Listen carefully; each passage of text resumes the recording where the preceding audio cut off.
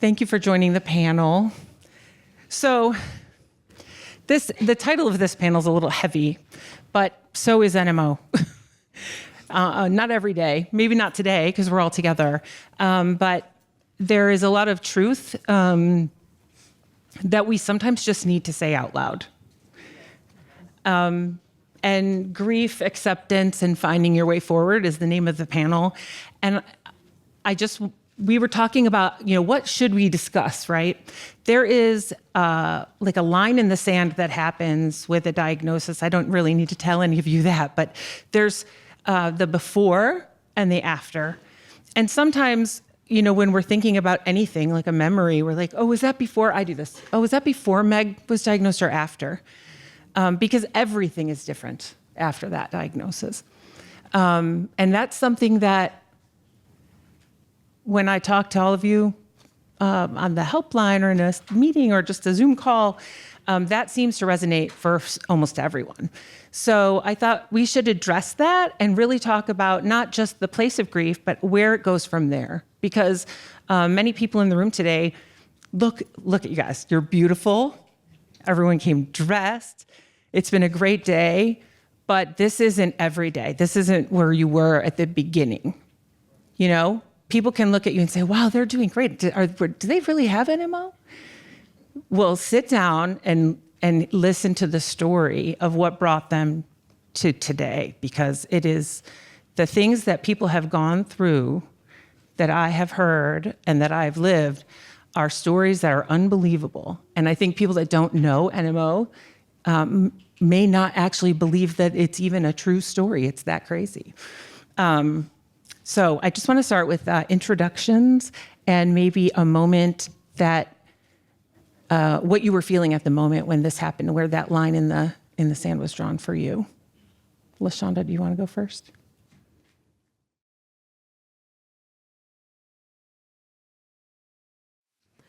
Hi, my name is LaShonda Carson, and I was diagnosed with NMO in December of 2023.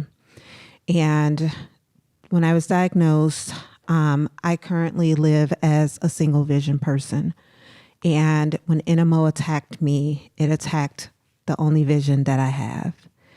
And that journey of waking up one day with hazed vision and watching my vision slowly deteriorate over the course of 5 days. The horrifying moment was, it started on a Friday, but by Tuesday, when my mother walked into the hospital room and I could only hear footsteps and I could not see her face. And I remember freaking out, like hysterically crying in that moment. And that was like truly that defining moment for me. It was horrifying. My vision was wiped away and kind of stripped my existence in that moment. I remember the nurses running because my heart rate like shot up and because I completely just freaked out. It was very scary, and not knowing if I would ever get my vision back was truly a scary moment. I often tell people that I remember the day that I first saw the sun again, and it was December 4th of 2023. And, in that moment, you kind of not really realize how you take certain things for granted. But I clearly remember the first day that I saw the sun again. So it's been a rough journey, but I'm here. My vision was completely restored within a matter of months. So my doctor refers to me as a walking miracle, because by January or February of 2024, I was back to 20/20 vision. It's amazing. With good treatment, right? Kim, do you remember?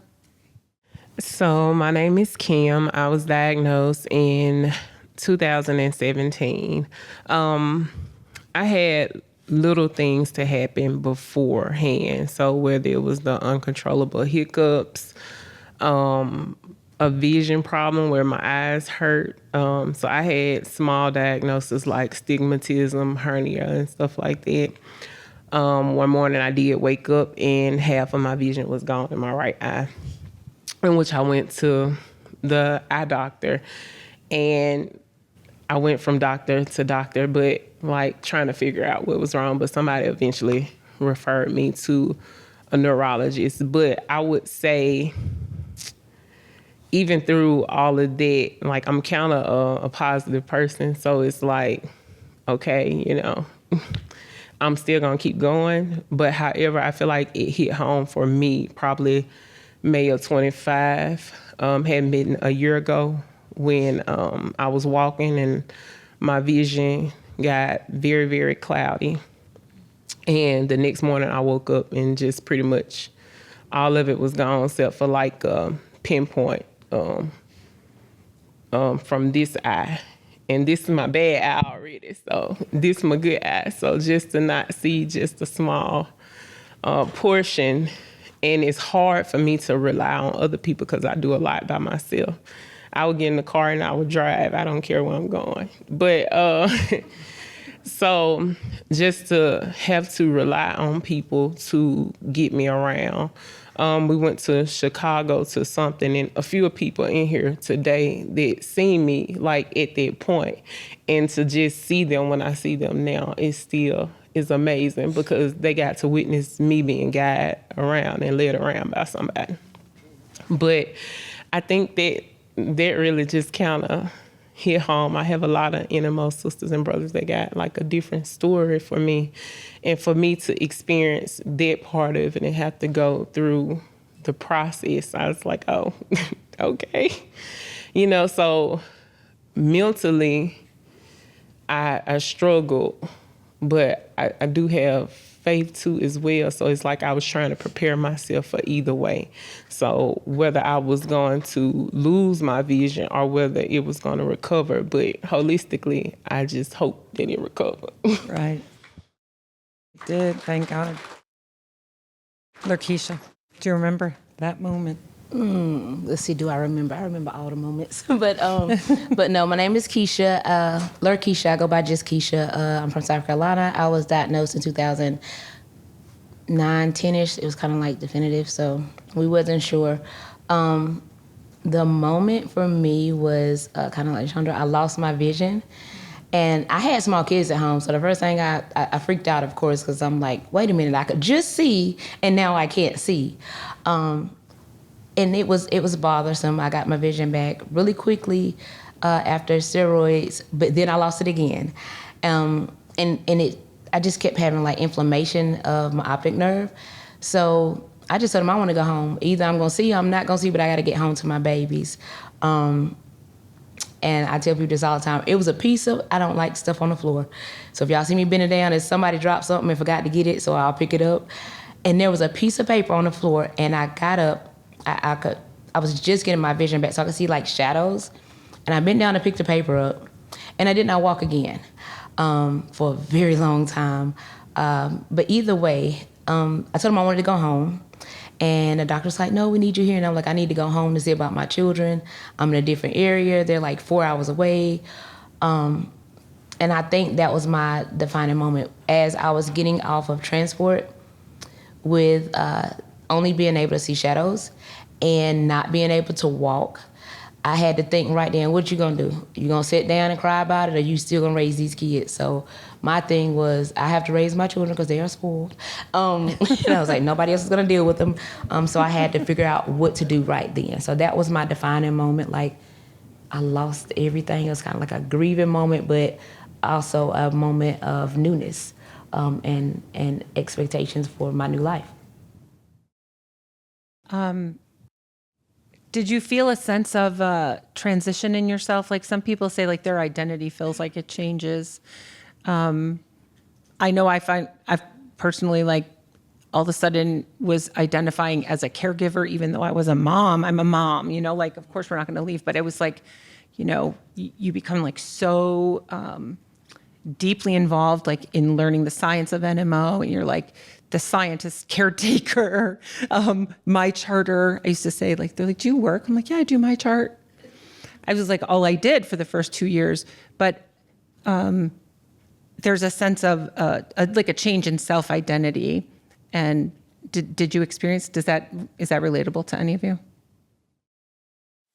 Yes.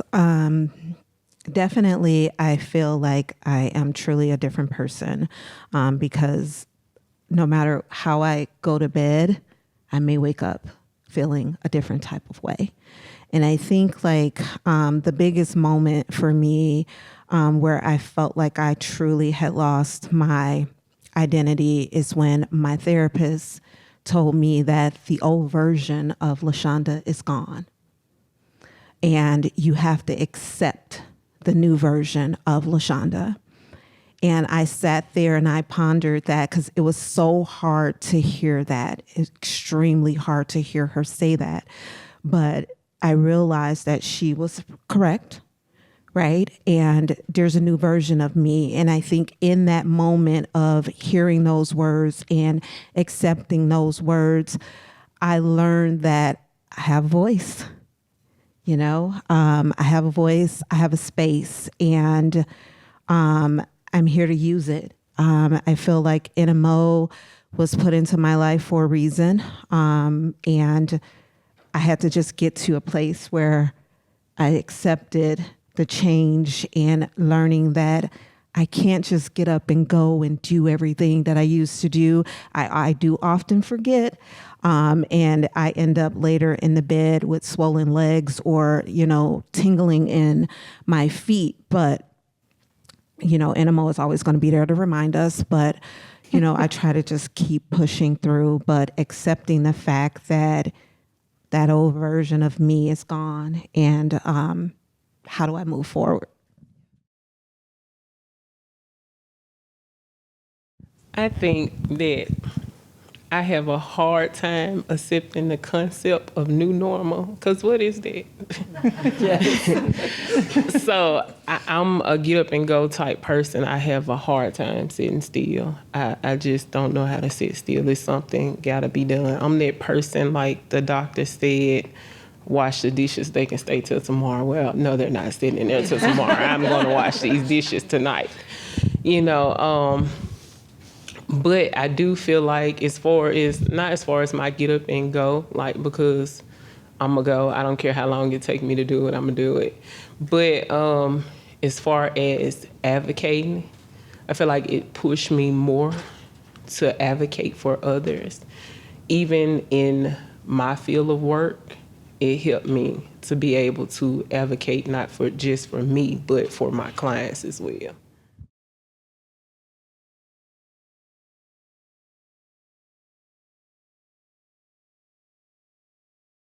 No, I think, like Kim said, like what is like the new norm.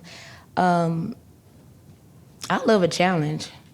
I didn't want this challenge though, but I mean, like I like other challenges. Like, don't tell me I can't do it because I'm gonna make sure it happen. But I did look at that as, or the diagnosis as a challenge. Like, I was told. I remember leaving the hospital in Spartanburg, driving 4 hours. It was like 4 or 5 hours to Charleston, and the doctor at that point really didn't know I had NMO. And they told my mom not to pack me any clothes. It's like, she's got 72 hours. She's not gonna make it. We sure is, cancer in the spine. And I'm like, oh Lord, I got to cancel. So I'm just like tripping and like making jokes so I could not cry to kind of deflect. But I'll say this, when I got there, I was like, all right, what's next? Like, okay, I'm here. What's next? What do we do next? Tell me what I need to do. And nobody knew what I needed to do. And then I lost my vision and I was like, okay, well, I'm gonna learn how to feel things around. I can tell the students at school laugh. I said, oh, here comes such and so and so. And they said, how do you know that's them? You can't see out your office.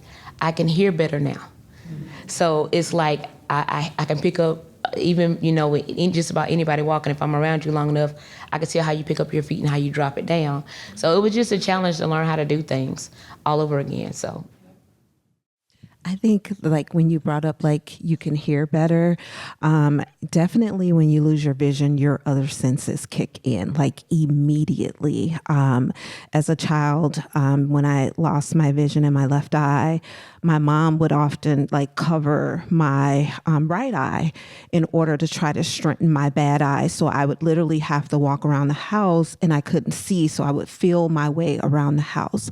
So when I lost my vision in 2023 when I was in the hospital, those senses kicked right back in, right? The nurse would say, "Oh, do you need me to get that off the table?"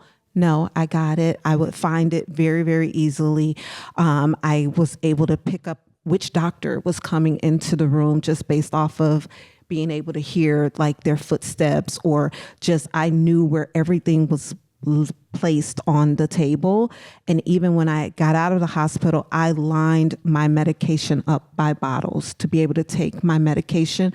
I could feel the difference in the bottles. So all of your senses like kick in immediately, to like Keisha's point.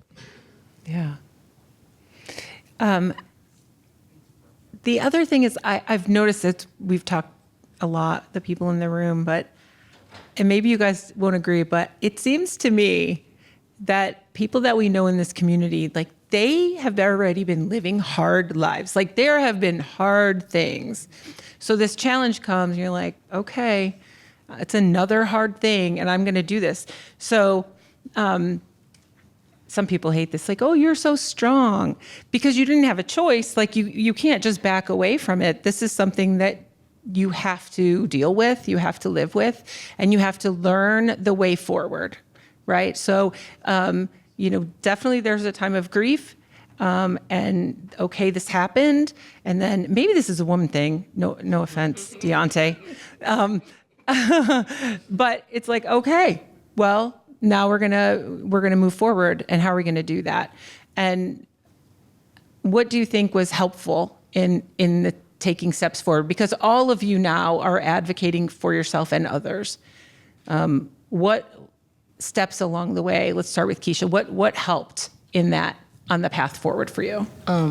Okay, so when I was first diagnosed, I was so angry at everybody in the world because the strongest thing I drink is a Pepsi, and I can do like 2 swallows, and that's enough. And I'm like, I never done drugs, I never drank. Like I'm always good to people. Many of you guys that know me, like y'all are quick to say that, oh, she's gonna help. Like today, I always jump in to help. So I was extremely angry at just like the world, like why me? And for people, everyone in here who was fortunate enough to meet my best friend Chastity, she used to tell me, who's very, very religious, she goes, why not you? Why not you? What makes you better than anybody else? What makes you better than, the person that you serve, or, the entity that you serve to help people? So I took that and I was like, okay, what do I do next? I can't keep being angry at the world. I can't shut myself off from the world. What can I do next? And then I met advocacy. And with that, my support group sisters, I just fell in love with it. That really helped me. It helped me understand the new Keisha.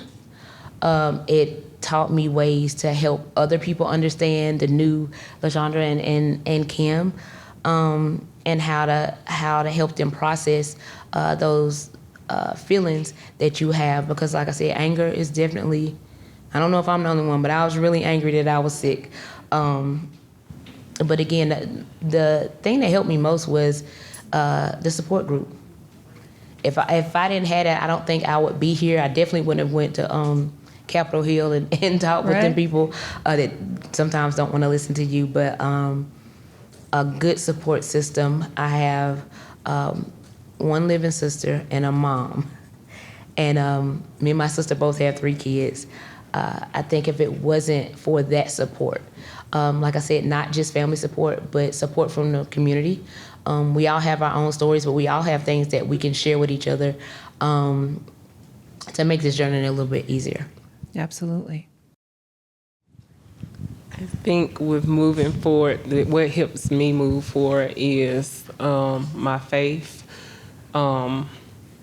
my willpower, my community, my innermost sisters and brothers. I feel like it's a lot of things that play a part in helping me move forward. Even when I went through what I went through in May, just a quick story, my brother, he needed to take his truck to the shop, and I started seeing better a little bit, and I said, hey, let me drive. Let me follow behind you. He said, okay.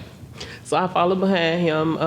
I took a picture of myself in the car, sent it to a friend so I can hear them fuss, And I didn't, when I pulled up to get him, I begged back, and he was like, oh, you're doing too much, But I just have a strong willpower. I don't care how I'm gonna do it, I can be blind, crippled, or crazy. I gotta find a way to do it.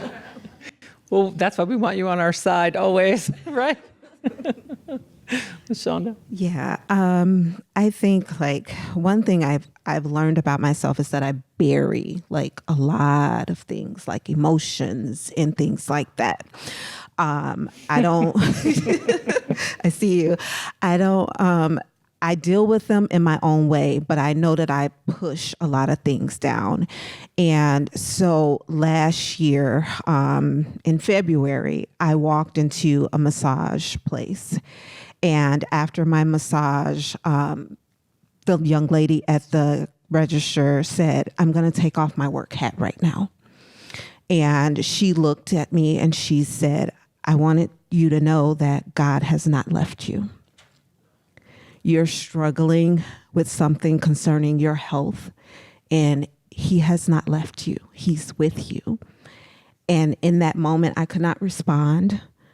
I just simply walked out of the massage place, and I cried so bad. Like, I wept. I was like 5 minutes from my mother's house, and I called my mom, and I'm like, are you home?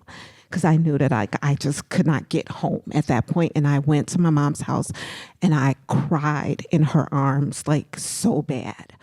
And that is the moment where I actually took the leap to get involved, to find this space for support groups, this community, advocating for myself and for others, because when I first got diagnosed, I knew that this was a space I wanted to be in, but I was slow to act, trying to find my way with this new diagnosis. I did a lot of driving over the years because my daughter played a lot of sports, but I couldn't drive for a while. And even still now, I can't drive more than 5 hours, or I need someone to help me. So that was a huge change for me. I'm very independent, very strong-willed, and I'm always going to make an effort. That's the one thing about me. I'm going to keep going, make an effort. I'm going to be there. I'm going to show up every single time. If you need me, I'm there. But in this moment, I felt like I couldn't show up for myself until I had that breakdown. And that breakdown brought me through. And so that's why I'm able to stand here today and speak about this grief process, because I needed those tears to flow. Like even when the pain was so bad, I would stop myself from crying. But when my body was at rest, I would wake up in the middle of the night with tears rolling down my face. So I'm strong, but we also have weaknesses. And my weakness is that I bury my emotions. And so until it came out, I would not be here if I didn't let it come out last year.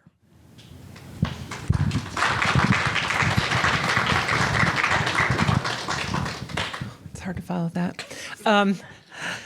So there's so many ways that we can move forward together. And I know that you all are taking advantage of that. I just want to remind other people like about the community, about finding each other, whether that's just a few people that you talk to regularly, one person that you're texting with, or you come to any of the support groups, or to the patient days like this. Get to know people. Jesus is going to be talking. I know he's giving me the thing. But he always says that he sits, and I'm sorry if I'm taking your words, but he tries to sit at a different table at every patient day. I would really encourage that too. get across from someone that you don't know their full story, someone you think you might know a little bit about them because you follow them on social media, I promise you'll be surprised. And you'll learn something about that person that you didn't know. And mad respect for everyone that I've talked to recently, because I've learned a lot about the before diagnosis part of your stories. Amazing. This is a group of amazing people. And we wouldn't know each other if it wasn't for NMO. So I'll take that part as a blessing. I'll take that. And yeah, for sure. I want to leave, though, with anything you want to share with someone that might be new to the community or going through this process where they have just kind of crossed over into that grief and they're learning next steps to get forward in this. I would just say the darkness won't last always. The sun will shine again. Grieve as much as you need to. The sooner you get to acceptance, the sooner you can get to a place of work, right? The sooner you'll get to a place where you're able to be around people that will support you, to be in a community where you're loved and there's people waiting to embrace you. I would say you find healing in community. I met so many great people since I've been in this setting, and even just talking to them, finding out the different things that they go through or they went through, just give me motivation to go harder. And I feel like even yet and still, don't isolate yourself, because this is something you can't isolate with. Yeah. It's better to express yourself and speak to people to find out stuff, because if you don't talk to anybody, how do you know how to cope or how to deal with different things when it comes? So I say, do all the things that you need to do, and don't be afraid to speak to anybody about what you're going through, because it's your story, and all of us have a different story, because we all go through something daily, whether it's this disease or not, So speak, advocate, be seen, find community. Excellent. Yeah. Lakeisha? Mine is not as fancy. So I like hip hop music, and it's this song that says you got to get up, get out, and get something. Don't let the days of the world pass you by. You got to get up and get out and get something. So I would say, get up, get out, let people know what's going on with you. Again, there are so many different rare diseases that people do not know about, but at least if you get up and get out and meet one person and let them know about NMOSD, your life would be a lot easier, because now you got somebody to talk to. Now you have somebody to listen. And again, community is everything. There are so many Facebook groups and support groups and so many different organizations. We're living in the age of technology. Use it. Use it to your advantage. Yeah, find community for sure. Thank you. All right, I want to thank you all for waiting patiently for the panel and for joining us and sharing from the heart. This is a tough subject, but it's the truth. It really is. It's a hard path to walk, but I think when we find each other, it's brighter. It is.